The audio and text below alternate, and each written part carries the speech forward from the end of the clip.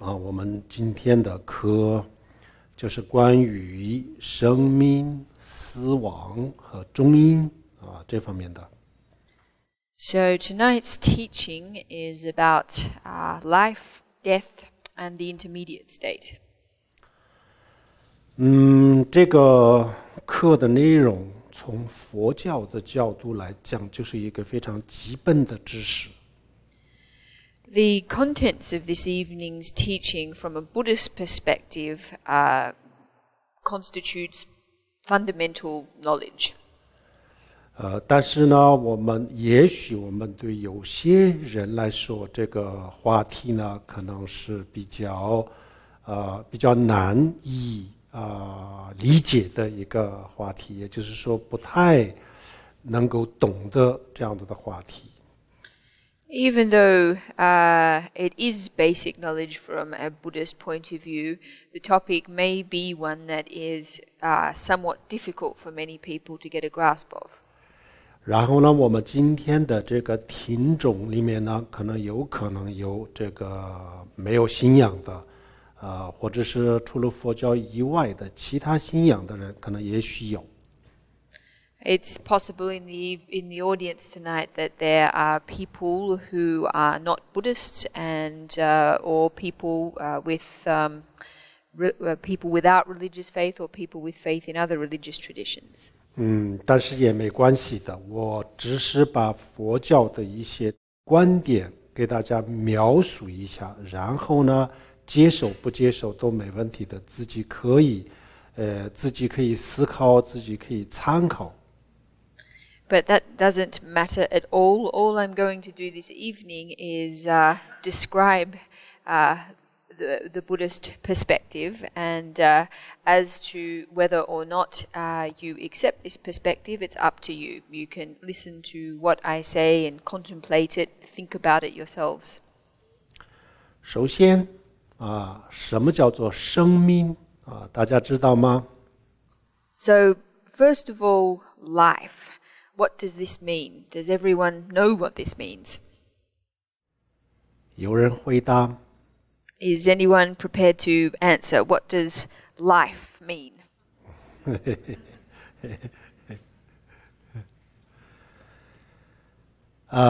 生命我们都有生命但是呢，我们大家都不知道它是什么。So all of us have a life, all of us are life, but no one really knows what this means. 然后呢，我们也认为这个植物、这朵花，它也有生命但是呢，它的生命到底是什么，也就可能有不同的解释。And we regard these plants and flowers as also having lives, although as to the nature of their life, that we might have a different kind of explanation. 我们大家都知道，生命就是让人或者是让植物继续能够生存下去的一个这样子的能力这个我们大家都知道。但是这个能力来自于什么？这个我们不是很清楚。So all of us know that life is that capacity that enables humans and plants to continue to survive. However, as to where this capacity comes from, this is something that we have not so much idea. 我们的身体有很多很多的细胞，这个细胞都是活的。那么如果说我们每一个细胞都有一条生命这样子的话，那我们一个人有那么多条生命不太可能。So in the human body there are a vast number of cells, and all of our cells are alive. If each of our cells had a life of its own, however, then we would be made up of a great number of different lives, but this is not a ready possibility. 那生命是不是我们的呼吸呢？也不是。呼吸我们人死了以后呢，这个机械医疗机械可以让人继续呼吸。So if it's not cells that give us or that constitute our life, then is it our breath? Well, no, it's not our breath, because if we think about it, a respiratory machine can assist us to breathe if we're not able to do it ourselves. 那么生命是不是我们的心脏的跳动呢？也不是医疗机械人死了以后呢，也可以让我们的心脏继续跳动。Is it perhaps then our heartbeat? No, it's not our hearts either, because after one has died, it's also possible to keep the heart in a beating state. 然后人就是进入了这个昏迷的状态，这样子的时候，假使一个人就是2天1周之内进入了这个昏迷的状态，但是他可以呼吸，他的身体不会腐烂，那么这个力量跟我们的生命有关系。就是说我们的比如说人进入了昏迷的状态比如说假使1个星期他就在这个停止在昏迷的状态当中但是呢他可以照样的可以呼吸，他的血液在循环，他的这个心脏都在跳动，然后呢这个他的身体也不会腐烂那么这个跟我们的生命有关系。So the fact that a person can enter into a state of coma or drowsiness for a period of 1 to 2 weeks, but for that period of time will still be able to breathe, their heart will still be able to function, their body will not start to decay, all of this is connected to our life. 然后呢这个生命呢它到底是一个什么样的东西呢？我们今天用这个佛教的观点给大家介绍一下我们人的生命是什么。So as to what our life actually is tonight, I would like to introduce a Buddhist perspective on this question. 首先我们人的意识从这个表面上看物质和精神就是2个东西，但是呢这个精神的这个层面上有很多都是我们不是很了解的。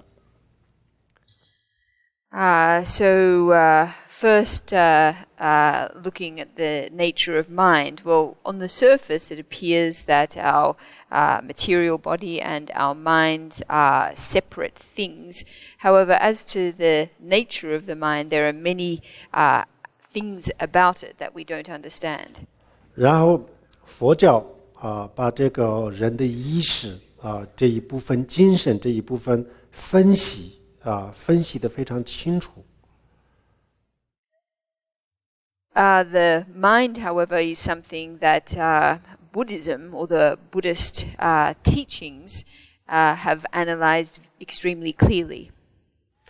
然后我们讲这个意识的时候，这个精神的时候，或者是说这个心这样子的时候呢，大家第一个不要以为是指的是大脑，第二个不要以为指的是心脏。So when we talk about the mind or we talk about consciousness, please everyone remember that we're not talking about the organ of the brain or the organ of the heart. We're intending to mean the mind or consciousness. 那么它到底指什么呢？就是我们的意识。So we refer to the mind also by the name of consciousness. 然后除了意识以外，我们的视觉、听觉、嗅觉、味觉、触觉5种感官，通过5种感官所获得的5种知觉感受也属于这个精神。And in addition to this, our 5 sensory faculties and their perceptions also belong to this concept of consciousness. 然后还有一个还有这个5个我们的5种感官的5个知觉，然后再加上这个意识一共是6个。So if we combine our 5 sensory faculties and our mental consciousness together, then we have in total 6 consciousnesses. 比如说我们的耳朵听见某一种声音的时候，实际上呢，什么叫做听见呢？实际上这是我们的一种感受。So when we talk about our ears hearing something, what we are actually referring to is just a perception or a feeling. 这个感受是一定要靠我们的耳朵，没有耳朵就是没有办法产生，所以叫做耳识。Because that sound depends on our ears. That is to say, if we didn't have ears, then we wouldn't be able to perceive sound. For this reason, we refer to our hearing sense as our ear sense. 那么除了这6个以外，还有一个叫做我执它是一个比较特别的，我们随时随地都有一个，我们做任何事情都离不开一个我字。比如说我要学习我要工作我要怎么样这随时随地都有一个我字在我们的心里，这个是一直永远都是离不开的。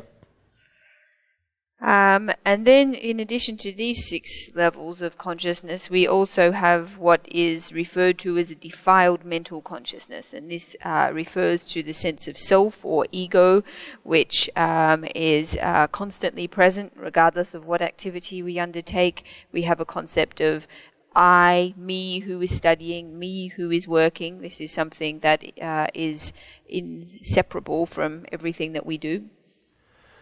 这是这个精神的层面当中的这个第7个。So this is the 7th level of consciousness. 精神分了8个层次当中的第7个。So of the 8 levels that we divide the consciousness into, this is the 7th level. 然后最后一个是我们平时都感觉不到的，但是呢，它才是真正的我们的所有的眼耳鼻舌，还有我们意识，还有这个我执，所有的精神的最基础的东西。And then in addition to these, there is an 8th level of consciousness. And even though we don't perceive this level, in actual fact, it is the foundation for the 5 sensory consciousnesses, our mental consciousness, the defiled mental consciousness. 这个最基础的这个意识呢，它永远都是存在的。我们从我们诞生到这个死亡的时候，它也是存在的，一直都不会间断。This foundation level consciousness, which is also referred to as the all-ground consciousness, is always in existence. From the moment that we come into being, it is always there. It never ceases to exist. 那么我们刚才讲了这个人就是精神和这个物质，除了这2个以外没有。那么这2个当中精神是我们的生命，还是物质是我们的生命呢？ So we mentioned just before that humans are made up of a material component and a mind component. So this consciousness that we have been speaking of, does it belong to our material component or our mind component? 物质我们的身体有那么多的细胞，每一个细胞都有它自己的生命，但是它自己的这个生命还不是我们人的生命。So in terms of our physical bodies, each cell in our physical bodies is alive, but its life form is not the type that we usually or that we identify as life in the sense that we are intending it.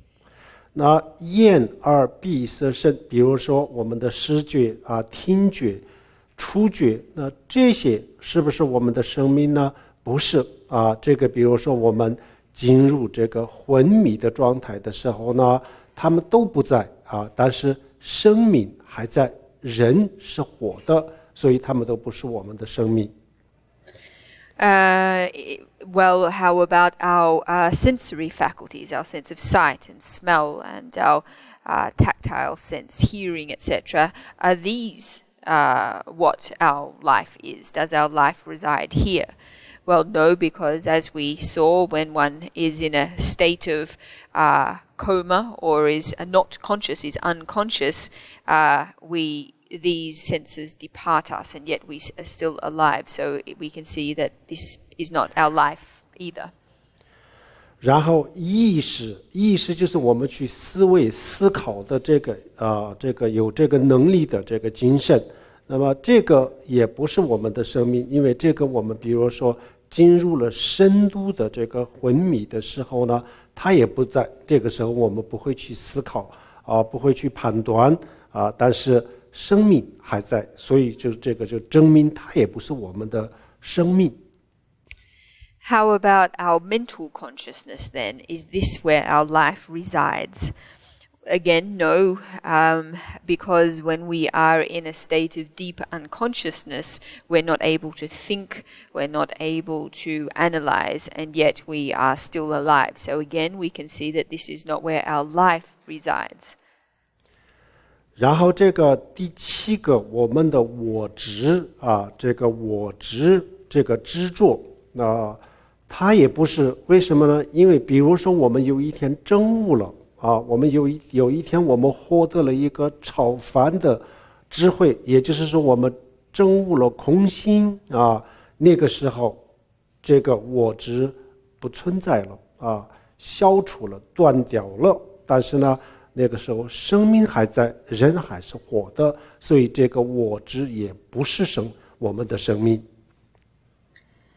How about then the 7th level of consciousness, the defiled mental consciousness that clings to a sense of ego? Is this where our life resides? Again, the answer is no, because when we achieve enlightenment, that is, we gain transcendental wisdom or realize emptiness, then this defiled mental consciousness is eliminated. It ceases to exist. And yet, our life is still there, the human is still there. So again, we can see this is not where our life resides. 那么这些都不是我们的生命那么在肉体上面、精神里面都没有找到一个生命。那么最后呢，就是我们刚才讲的精神的这个8个层次里面的最后一个最基础的、最细微的、最基本的这个精神的层面，这个就是我们的生命。So if we've been unable to locate our life in our physical bodies, and we've been unable to locate our life as residing in the first 7 levels of consciousness. So what is left is the 8th level, that layer of our consciousness that is the deepest, the most subtle, and the most fundamental. This is where our life resides. 那么它叫什么名字呢？在佛教里面梵文里面就叫做阿赖耶。And the technical name for this 8th level of consciousness is the Alaya consciousness, otherwise referred to again as the all-ground consciousness. 为什么说它是生命呢？因为如果它在，那么我们的这个其他都不在也没问题，只要它在然后人是活的，人会有血液的循环，然后人就会有这个呼吸然后人是活的。So why do we say that this is where our life resides, or what our life is. The reason is because just having this layer or level of consciousness present is sufficient to sustain life. With the existence of the 8th level of consciousness, our blood will circulate, we'll be able to breathe, our life is possible.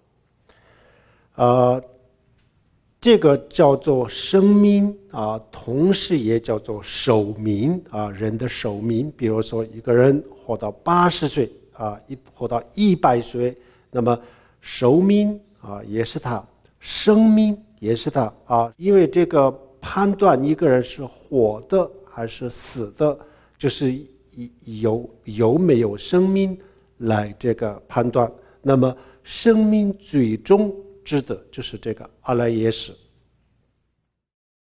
So this all-ground consciousness is both our life and as well as our lifespan.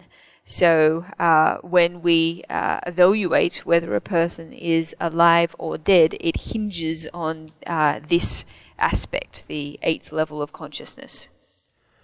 好，接下来我们简单的介绍了这个寿命以后呢，接下来我们再给大家介绍一下这个什么是死亡。So after having explained what it is that we mean by life, we'll move on to what it is that we mean by death. 我们对这个死亡的态度我们现在就是有2个极端的态度。In respect of death, we presently tend to have 2 extreme views or stances. 有一个是特别的害怕特别的恐惧，然后这个死亡这2个字不想听连听都不想听，提都不敢提特别的这个恐惧，连这2个字都不愿意这个讲然后呢，跟自己有关系的这个数字里面最好就是没有这2个字就是这样子。So the first of these views or attitudes is one of extreme fear and terror. That is, we don't even want to hear the word death mentioned. We don't even want to utter it. And we try as far as possible in various numbers in our life, such as car number plates and other things, not to let the number 4 appear because it is a homophone for the Chinese word death. 然后第2种这个态度呢，比如说就是完全是无所谓完全是无所谓无所畏惧，一点都不害怕，无所谓，根本就不管死了就死了，死了以后是什么样子，需不需要做一点准备这都是根本去不想理他这是另外一个极端。And the other extreme view is one of not caring in the slightest, having no fear whatsoever, no concern, just thinking, oh well, if I die, I die, and not giving a second thought to whether or not it's necessary to make any preparation. 这2个是为什么这样子呢？就是因为他们都这2个观点这2个态度都是来自于不太了解死亡的真相。 So these 2 attitudes actually come from a place of not having a good understanding of death. 那我们应该怎么样了解这个死亡？死亡到底是什么？死亡到底发生了什么？我们的生命当中到底发生了什么？ So as for death, how to understand it? What is it? What happens when we die? What happens to our life when we die? 首先我们很多人觉得死亡就是等于是一个人的一切都结束了一个人的生命一个人的一切就结束了，从此以后这个人不存在了这个人就以任何形式它都是不存在的这是一个观点。Firstly, many people are of the view that when death takes place, a person, everything, the totality of a person comes to a complete end, such that they will never exist again in any form whatsoever. 然后也有其他的各种各样的这个观点我现在就是给大家介绍一下佛教这个对这个死亡的解释。Of course, there are other viewpoints, and what I'd like to do now is introduce to you a Buddhist explanation of what death is. 首先佛教认为死亡不等于一个人的一切都结束了。So first of all, Buddhist doesn't consider that death represents the complete finish or extinguishment of everything. 然后佛教说，死亡就是另外一个生命的旅程的开始。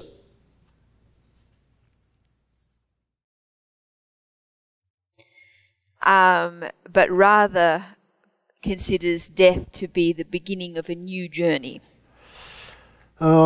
为什么这么说呢？因为刚才我们已经了解了什么是生命，生命就是我们的最基本的这个阿赖耶识。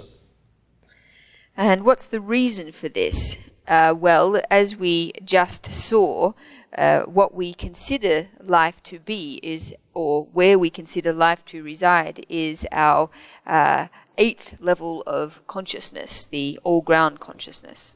它不会停止，它不会间断，它不会毁灭。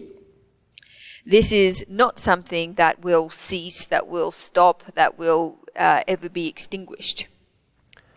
大家知道，这个物质是以分子和原子、电子组成的一个这样子的东西，我们看到的物质。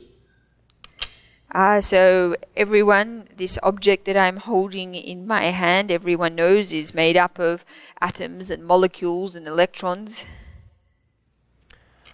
然后物理学应该大家都知道有一个定律，就是物质不灭，或者是能量守恒。Everyone is probably familiar in physics with the concept or the law of indestructibility of matter, as well as the law of conservation of energy. 什么是物质不灭比如说我们现在这看到的这个物质，它的形式会变化会变，会毁灭，可以毁灭。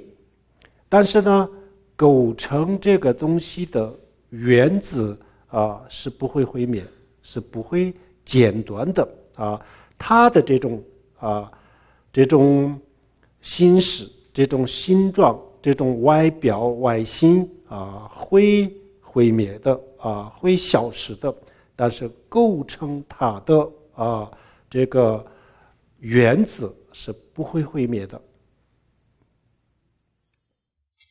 So if we consider what the meaning of the indestructibility of matter, we can take this object and see that although its form might change, its external form might be subject to destruction, the atoms by which it is comprised, they will never cease to exist and they will never be destroyed. So even though the external form may cease to be, it may disappear, the atoms out of which it is made will always continue to exist. 比如说现在构成这个东西的这个原则，它就构成了一个什么？就是佛教的一个用品就构成了一个佛教的用品。那么这个外表形状没有了以后呢，这个原子它可以重新变成另外一个物质，有可能是一个餐具有可能是另外一个汽车上的一个零件或者是就另外一个东西等等以这样子的东西的形式会出现在我们的眼前。So we can see here that the atoms in this case are forming, or they are constituting a Buddhist implement. However, once this external form ceases to be, it is possible that these atoms will take a different material form, such as they might become a piece of cutlery, or they might turn into a part of an automobile, and in this way manifest in a different form in front of our eyes. 这个外形有变化停滞了，结束了，但是它的构成、它的组成这个东西的原子没有结束，没有停滞，没有毁灭，它还在。So even though the external form may change, may cease to be, may be destructed, the material, the atoms by which it is, out of which it is made, will not cease to be. They will never finish or be destroyed. 尤其是植物，比如说这朵花老了以后，腐烂了以后我们看不见了，没有了，没有了以后呢，我们以为这个花就结束了，不存在了。We can see this particularly clearly with the example of plants. So this flower here, once it becomes old, it decomposes, and we regard it to have ceased to be. 但是它的这朵花的构成这朵花的原子它没有毁灭它一定会以另外一个形式会出现在我们的眼前。But the atoms that make up this flower have not ceased to be, and indeed will assume another form and appear before our eyes. 这就是物质不灭。So that's what we mean by the indestructibility of matter. 然后我们的精神完全是一个道理。And our mind follows exactly the same principle, or embodies exactly the same principle. 然后我们的眼比如说眼睛的视觉、听觉，然后我们的意识判断的这个意识这些都是精神的这个外表。Our eye, our sense of sight, our sense of hearing, our mental consciousness, these are all external or surface layers of our mind.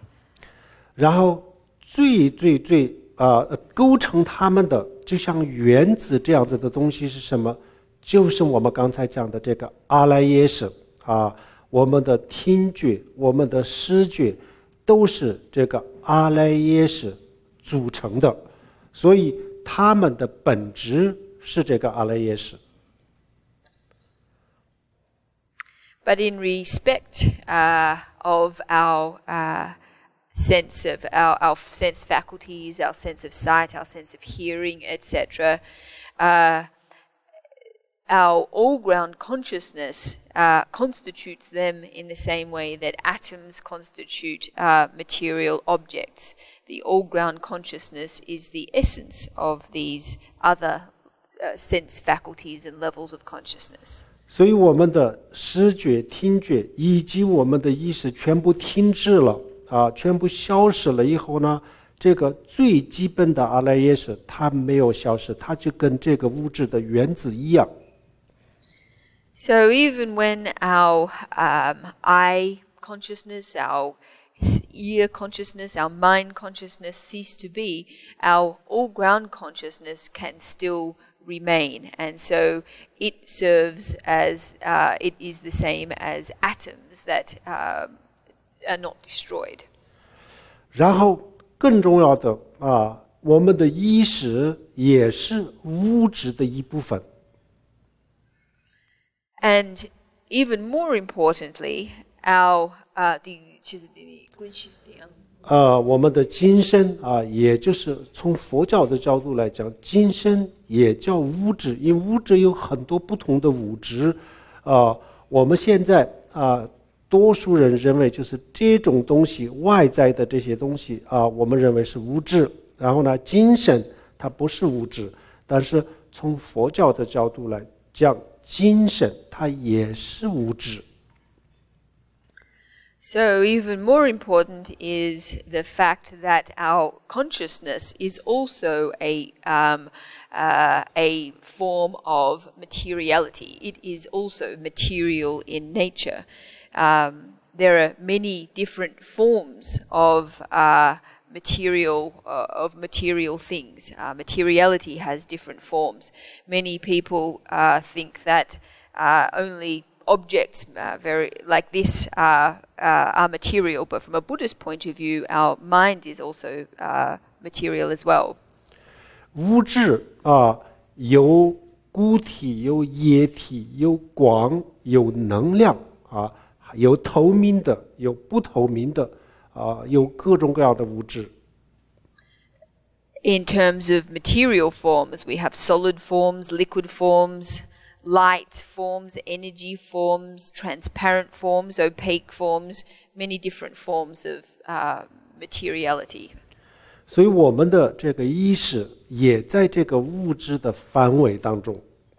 So our consciousness also belongs to the scope of materiality. 所以我们的意思就是什么呢？当人死了以后，我们的眼耳鼻舌身全部停止了以后，我们的意识也就停止了以后，然后有一个最基本的意识它还没有停止，就像物质不灭的这个道理，它还没有停止。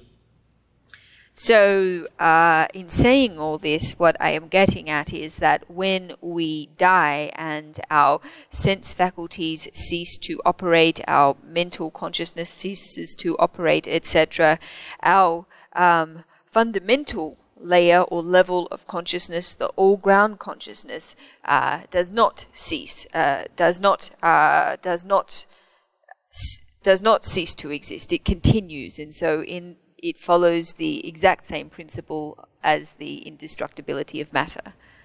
那么所谓的死亡，就是这个生命这个细微的生命离开了我们的这个肉体而已离开了这个肉体。但是它不等于没有，它会跟其他的身体会组合的。So when we talk about death, or so-called death, what we are referring to is a departure from our physical body of this level of consciousness. But in having done so, this level of consciousness will subsequently assume a new form, a new physical form. 佛教讲它就是一个电脑的硬盘一样，所有的信息都存在，都储存在这个当中。So we can say from a Buddhist perspective that this all-ground consciousness is like a computer's hard disk where all the data is saved. 那我们怎么证明呢？有一个很好的研究就是这个维吉尼亚大学的史蒂文森老教授他花了50年半个世纪的时间，他跟他的团队就是做了大量的这个研究。So how do we prove this? Well, there was very good research conducted into this by the late Professor Ian Stevenson from the University of Virginia, who conducted research over a long period with his team of assistants. 那么他们在全世界收集了很多很多的这个资料，这2年就在这个针对美国收集很多的这个资料。So they collected data from all over the world, and in the last 2 years, the research team has been focusing their research efforts in the United States. 这个科学研究虽然目前在西方还不是主流的观点，还没有成为主流的观点。Even though their research findings haven't yet become or shaped mainstream opinion in American society yet. 但是他跟他的团队都是科学家。Nevertheless, Stevenson and his research team are all scientists. 所以他们非常严谨的非常严肃的这个科学的态度去研究这个实事。So, and they engaged in the research with a very careful and serious scientific attitude. 那么他的研究的结果是什么呢？就是2岁1岁多一点点的小孩刚刚会说话的时候，然后就是会说他是他的上意识是什么什么国家什么什么地方的人，他的父亲叫什么，母亲叫，然后他自己的名字叫什么，他讲很多很多的他的这个生活的细节。In their research, they discovered children of 1 or 2 years of age, that is the age where they were just learning how to speak, who could remember details of their past lives. They could recall what country they'd come from, what their parents' name were, and other details about their lives. 然后更有意义的他们不仅仅是讲不仅仅是这些小孩讲有这么一个事情然后他的科学家的这个团队到实地去调查的时候呢，那么确实有这样子的事情。And even more meaningful or convincing than the fact that simply the children were able to talk about their experiences was that when the research team actually went to the places in question to corroborate the stories, they found that these events had actually taken place. 然后还有更有趣的就是这些小孩他不单单就是说他是上意识一个什么其他有另外一个父母而且因为他们的记忆当中上意识的这个对父母的这个感情还没有把它磨掉，上意识带来的这种对上意识的这个父母的感情非常非常的浓厚所以他们一点都不觉得现在的父母是他们的父母亲生父母他们的这个想象当中在这个意识的深处他们一直都认为他的父母就是上一世的这个父母。And what was extremely fascinating was that many children in their memories of their past, as a result of their memory of their past lives, still had a very strong emotional attachment to their parents in the past life, such that they still regarded them as their real parents and did not regard their current parents as their real parents. Their emotional bond to their past parents was still so strong. 这个事情佛教里面就2500多年前释迦牟尼佛在世的时候就描述得非常清楚当时发生过这样子的事情，在释迦牟尼佛的身边发生过这样子的事情。But actually, precisely this phenomenon was something that was described very clearly in the Buddhist teachings 2,500 years ago. So a very similar thing or similar phenomenon actually happened in the life of the Buddha.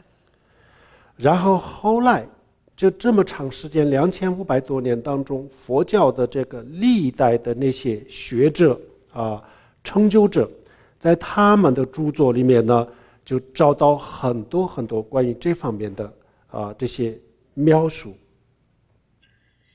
And in the subsequent 2,500 years of the Buddhist tradition, many enlightened masters in their writings and works have also written about similar situations and phenomenon.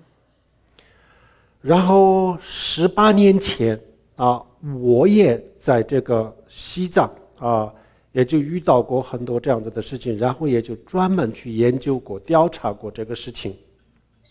And myself personally, 18 years ago, I encountered similar phenomenon in Tibet and personally conducted research into these cases. 有一个非常非常普通的牧民的家庭，他们有3姐妹。There was one very ordinary nomadic family who had 3 sisters. 然后他们的其中一个就是死了以后就投胎到另外一个家庭。And one of them, after dying, was reincarnated into a different family. 然后另外一个家庭的这个小孩刚刚会说话的时候呢，他就说出他是他们3姐妹当中的一个。And in this other family, as soon as their little baby was able to speak, she said that she was one of the 3 sisters. 然后开始的时候呢，他们以为小孩说的话不可靠，没有那么在意。In the beginning, the family dismissed the baby's talk, thinking that little children's speech is unreliable. 后来他讲的太多太多的细节是非常非常的真实，然后呢，2个家庭都不能不关注。However, because the young child continued to speak about details that were so realistic, both families found themselves not being able to ignore what was being said. 然后他的另外这个3姐妹当中的另外2个也亲自去见了面。And the 2 remaining sisters from the other family came to the new family to see the young child. 然后我去调查的时候呢，也就找了这2个她3个姐妹当中的另外2个，那个时候都已经是70多岁的老太太了。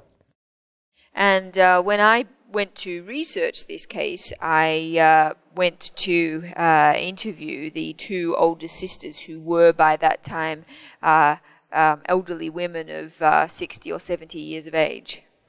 那么他们2个描述他们当中的他们一个妹妹去世，然后转世，他们后来有见面，他们描述这个过程的时候，2个人都是60、70岁的老太太，泪流满面。And these 2 sisters, when they described the story of how their 3rd sister had died and then she'd been reborn again and they'd gone to meet her, the whole time they were explaining this story, their eyes were streaming with tears.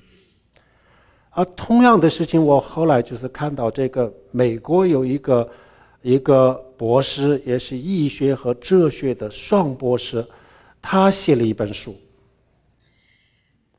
Subsequently, I read a similar account in a book that was written by an American doctor of both philosophy and medicine. 然后他的这本书的书名叫做《Life After Life》。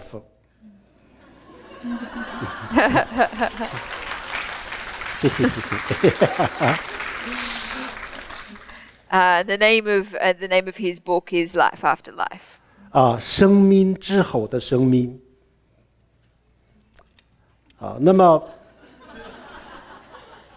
生命之后的生命这本书里面呢，他也就是遇到了很多很多这样子的人，这些人讲自己的这个经历的时候呢，多数都是泪流满面的。And in this book, he describes many people who had very similar experiences. And when they recounted these experiences to him, they too were very emotional and cried. 这本书里面就有150个人的这个经历他研究的非常，他以科学的态度去研究。那么这个不是死了以后的，那个就是濒死经验死亡的边缘上回来的这种人。So actually, in this book, Life After Life, there are 150 cases that were investigated with a scientific attitude, but these were cases of near-death experiences. 然后斯蒂文森他们的手里就是有2500个这样子的小孩的这个个案。And the data set that has been collected by Stevenson's research group has 2,500 cases of children who remember past lives. 我很早以前就对他们的这个研究很感兴趣，因为本身佛教里面有这个不说，就是因为18年前我也遇到了很多这样子的人，就是有研究过，有调查过，后来对他们的这个研究的结果很感兴趣。I became very interested in their research a long time ago. Of course, such things are described in the Buddhist teachings, and I myself, 18 years ago, began researching such phenomena, and then became very interested in the work that they were doing. 所以15年和16年去年前年都有跟他们交流过。And for this reason, in 2015 and 2016, actually went to have a conversation, to have a discussion with these researchers. 那个斯蒂文森他不在07年的时候就已经去世了，但是他们的这个团队在继续研究。Professor Stevenson himself wasn't there. He passed away in 2007, but his research group is continuing his research. 然后他们的2500个这个案例当中他们现在就是选出来了2000个案例。And of their 2,500 cases, they've selected 2,000. 就是不太可靠的有500多个这个现在他们暂时不用，就现在选了2000个。So 500 cases that they felt were not completely reliable, they took out, and they're presently using 2,000 cases as their data set. 然后2000个这个数据输入电脑，然后再分析分类这个2000个这个小孩的这个个案当中有哪些方面的共同点然后呢这个里面有没有一个自然的规律然后再研究这个事情，就是去年。And as of last year, they began to analyze this data, so enter it all into their system to see whether or not there are commonalities in the experiences of their various case subjects, and whether or not there is a common trend or common patterns throughout them all. 我在西藏这个发现的跟他们的这个研究的这个结果有很多地方是这个非常相同的，这里面完全有一个规律根本就不是一个小孩胡说八道。The research that I did in Tibet yielded results that were very similar to those those of the Stevenson research group, and indeed suggest a pattern, a pattern. So suggesting it is certainly not the case that the children are just making things up. 然后这些小孩不仅仅是说，那他们的这种，比如说对上一世的父母的这种感情等等，这么一个小孩是根本这么装是装不出来的，根本不可能的。And it's not just that these young children are able to tell stories or give details about past lives. The emotional bond that they have to their previous parents is very strong. And this is not something that a child that young would be able to fake or pretend. 那么它里面有一个规律，比如说所有的小孩都是小的时候5、6岁的时候记得特别的清楚，然后7、8岁了以后呢，逐渐淡化，然后就记不得，这个几乎是全世界的这个几千世的小孩都是这样子，都是一样的，就一个规律。And there is a common pattern that emerges from all of these children. It seems that at 5 or 6 years of age, they remember their past lives very clearly, but by the time they reach 7 or 8, their memories gradually fade to a point where they don't remember. 然后全世界的这个小孩，就是几千世的这些小孩都有一个共同点，就是比如说他上一世是因为车祸死的那么下一世这个小孩就对汽车的这个恐惧完全是与众不同这是所有的小孩身上都有这个事情。And another common point or pattern among children who can remember past lives all over the world is that if they died through an event such as a traumatic event such as a car accident, then henceforth in their next life they will have an exceptionally strong fear of cars. So this pattern is something that runs throughout all of the research subjects. 比如说我调查过的有好几个案例，有一个案例呢，他上一世是一个修路的工人，修公路的工人。I also did one case study of a woman who built roads. 是一个修路的一个工人，然后呢，他死的时候就是因为车祸死的。And when she died, it was on account of a car accident. 然后他转世了以后，就是他小的时候，特别小的时候，就是对这个汽车对汽车特别的恐惧。And then in her next life, when she was a small child, she had an extremely strong fear of automobiles. 跟其他的小孩完全是不一样。And in this way was completely different from other young children of her age. 还有一个，我调查的这个当中也发现了一个然后这个史蒂文森他们调查的这个案例当中呢，也有很多这样子，比如说上一世他死的时候，比如说他的脑部或者是身体的另外一个地方一个部位受到了这个受伤。然后死了以后投生以后这个小孩的头或者是某一个局部有伤疤这个伤疤不仅仅是看起来是一个伤疤，而且如果用手去摸然后感觉特别痛，这个皮肤跟其他的身体的皮肤不一样有很多这样子的这个事情。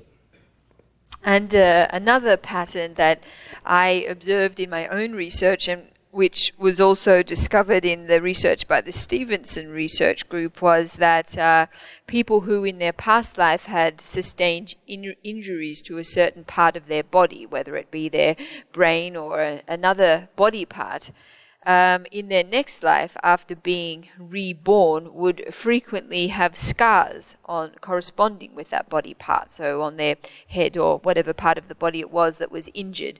And not only did the scar have the appearance of a scar, but it was also it also hurt to touch. So the skin on that part of the body was entirely different from the skin elsewhere. 然后我问这个史蒂文森的团队史蒂文森先生，他的医生的这个对这个方面的这个研究方面的最大的遗憾是什么？ And when I went to speak to the research group, I asked them what Stevenson's greatest regret was about his research. 那么他说，他的最大的遗憾，他一生当中最大的遗憾，就是因为他的这个研究结果没有被主流科学界关注。 And his greatest regret was that his research findings had not been taken seriously by mainstream science or mainstream scientists. 好，这样子以后呢，从人类历史的角度来讲，从接近3000年到今天的这个历史当中，一直都有这个现象。 So from the perspective of human history, we can say that certainly from almost 3,000 years ago up until the present day, this kind of phenomenon has been continuously occurring. 3000年之前的这个资料当中也许有，但是我们手里没有这样子的资料。自从有了佛教都已经接近3000了佛的这个佛力有很多种说法，但有些是已经超过了3000，但是比较准确的呢，已经接近了3000年了。那么这么长，自从有了佛教的这些书籍以后，我们在这个当中一直都找到很多很多不同的时代的不同的这个小孩的记忆。 So going back further than 3,000 years ago, it is possible that similar stories or accounts are recorded in scriptures and texts, but we don't have them available to us. What we can say for sure is that from the beginning of Buddhism, which we can date now to almost 3,000 years ago, although there are different estimations of the age of the Buddhist tradition, we can say approximately 3,000 years. Since this time, there have been many accounts of children remembering their past lives in many different eras. Such memories have been recorded. 从空间或者是从范围的角度来讲，这个地球上除了南极洲 以外，其他的所有的这个州都有发生这个事情。史蒂文森的团队都找到南极洲，为什么？因为没有那么多人，所以没有找到这样子的这个案例。 And in terms of the geographical scope of this phenomenon, we can say that every single place in the world, with the exception of Antarctica, has given rise to such things. Obviously, the Stevenson's group, they collected data from every continent. The reason that they didn't find any in Antarctica is because there are not so many people there. 现在毫无疑问， 这就是一个实实在在的一个这个生命的现象。 So now we can say that it's without any hesitation that this is a real and concrete phenomenon. 好，既然它就是一个事实，这样子的话，我们不能回避不能回避，需要一个客观、公正的态度去 揭示这个生命的现象。 So since it is a real and concrete phenomenon, we can't avoid it, and we need to adopt a objective and open approach to explaining it. 有人说这个是个案跟大众没有关系这个就是少数人的事情但也不能这么说。 如果少数人有这样子的事情的话，那这个问题可大了少数人为什么？那么少数人死了以后，他的死后的状态是什么呢？那么这样子以后呢有一系列的问题。主要这个世界70亿人口，一个人身上发生了一个这样子的事情，那么我们的很多的这个观点就不能不改变了。Some people say, of course, that these cases are perhaps isolated cases or are a minority. However, with a global population of 7 billion people, with such a phenomenon taking place in the life of even one person, this is something that deserves our attention. 现在这个佛教怎么解释呢？我们刚才讲了，我们的生命就是像这个物质的原子一样，它没有停止那么什么是生命？就是阿赖耶识。我们刚才讲过阿赖耶识。So back to the Buddhist explanation of it, as we saw, 可以再说？我忘了。我也忘了。Oh, now actually I remember now, I think. Yes. So as to our 我是说现在就是这个我们刚才讲过就是我们的生命就是阿赖耶识阿赖耶识就是我们的这个生命然后呢阿赖耶识比如说这个物质它的这个最基本的东西是原子，原子没有停止，没有消灭。同样的，我们的精神的最基本的这个东西就是阿赖耶识，所以它没有停止，它从上一世就到了下一世，它没有停止。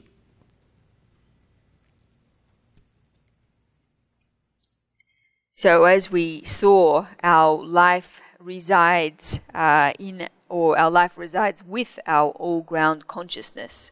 And just as with material things, their basic matter is atoms which do not cease to exist. In just the same way, our all-ground consciousness does not cease to exist either. It passes from one life into the other, into another, from this life into the next, but does not cease. 然后这个阿赖耶，我们刚才讲了，佛教就讲它就像电脑的这个硬盘一样，所有的上一世的记忆都储存在这个当中就储存在这个当中。然后现在这个阿赖耶识从一个人的身上，然后迁移移植到另外一个人的身上的时候，那么另外一个人的身上就可以把那个另外他上一世的人的这些记忆然后这个人就完全可以回忆。So as we said, the all-ground consciousness is just like a computer's hard drive, where all the memories of a person's life are saved. So if this all-ground consciousness is transferred from the body of one being to the body of another, then it is entirely possible that the being to whom the all-ground consciousness is transferred can remember these details of their past life.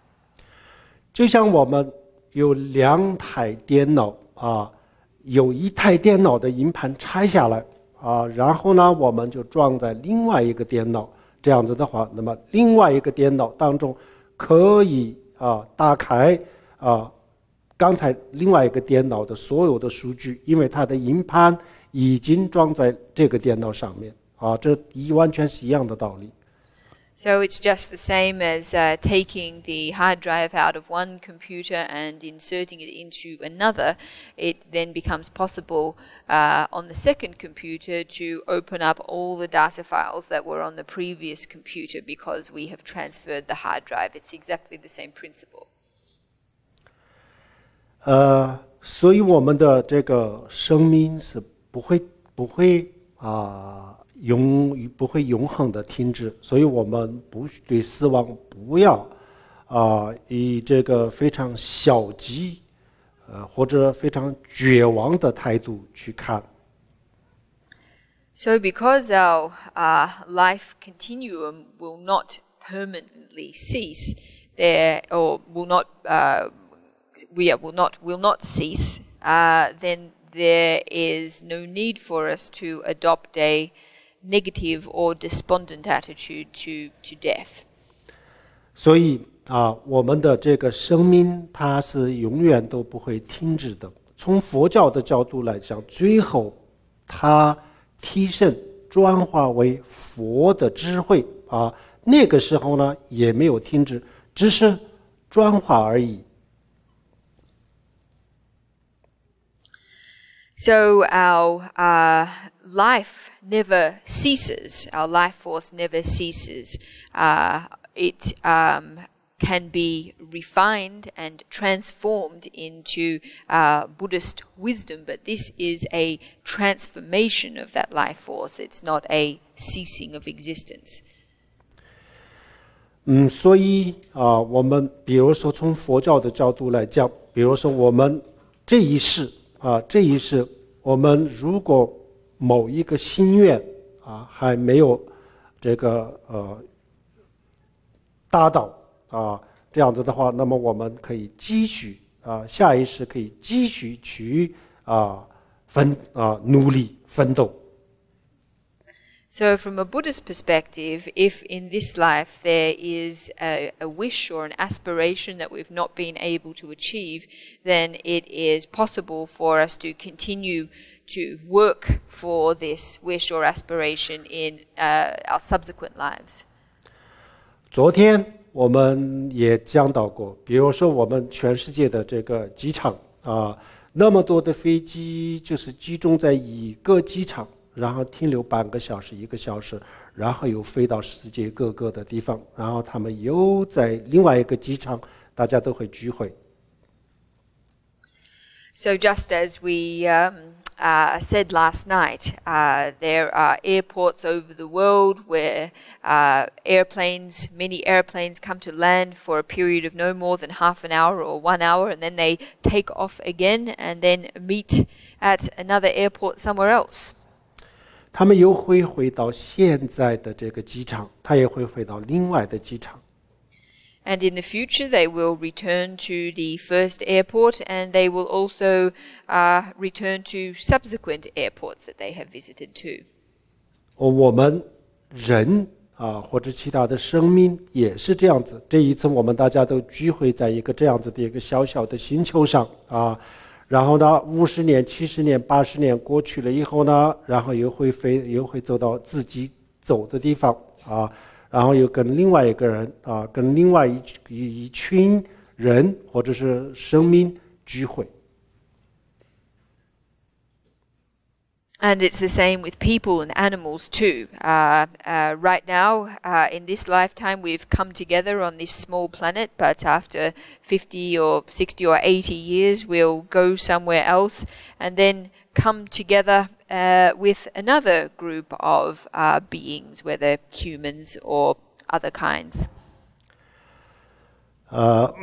刚才我们讲过了，因为这个对死亡的这个过度的恐惧呢，就是因为来自于他认为死亡就是生命的结束但不是这样子，所以呢，死亡也没有那么的恐惧可怕。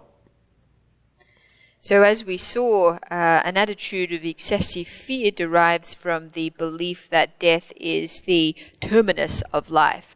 But this is not the case. So in actual fact, death is not nearly this scary or frightening. 然后另外一个呢就是对死亡是无所谓的态度但这也不对。万一我们走了以后又会投胎然后呢我们还存在的话，那么我们的下一个这个生命的旅程会什么样？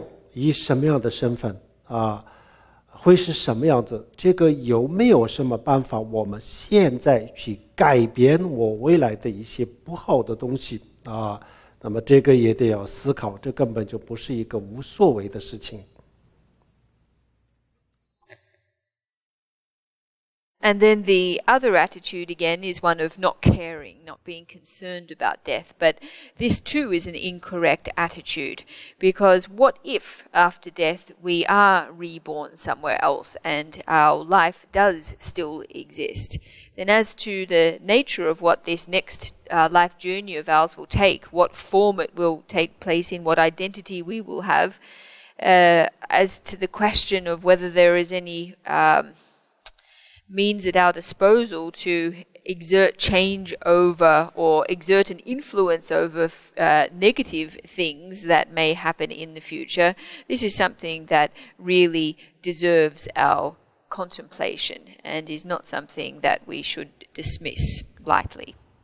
比如说这朵花的这个园子啊，那么现在是一朵花的形式出现在我们的眼前啊，然后这个结束了以后呢，它有可能是一颗土豆啊，有可能是一个苹果啊，有可能也有是一朵花啊，都有可能。那么它到底是一个苹果还是一朵花？那么这个是以其他的因素来决定。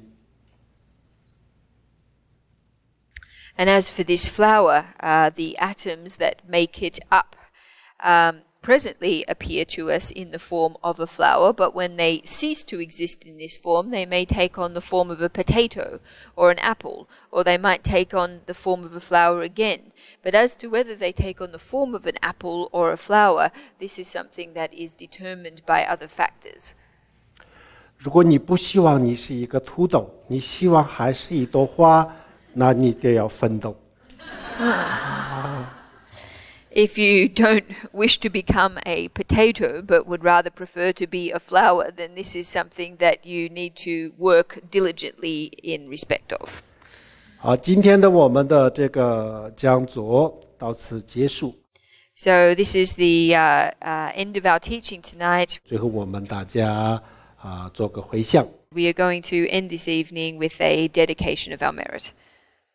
Sonam de tam cha zamba nya dom ne ni be cha na ban shi ye ga na je ba long zhe ba zhe bin zo lin zhou a zhou er xiu om a hong ban zhen ge zhe ba ma se de hong om a hong ban zhen ge zhe ba ma se de hong om a hong ban zhen ge zhe ba ma se de hong 谢谢大家，感谢别人。